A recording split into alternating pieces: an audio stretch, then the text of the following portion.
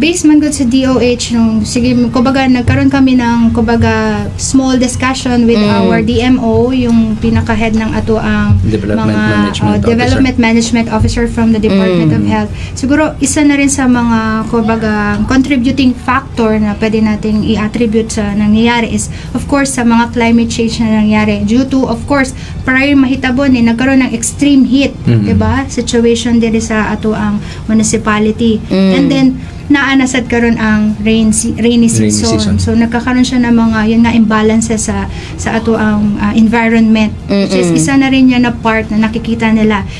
And aside nung last na gipatawag mi sa Provincial Health Office for the training, ingon nila pagdating daw sa life cycle na mosquito ngayon, bago daw yan siya maging mature mosquito, aabot pa yan siya ng 10 to 15 days. Pero ngayon, wala ng 5 to 7 days, mature na siya, fly na agad. So, parang nagkaroon din ng, nag-evolve din ang, kumbaga, ang mga species na mutate, which is, yun yung inaaral ngayon ng Department of Health. Paano yun? Ano ba yung nag-contribute sa ingana na situation?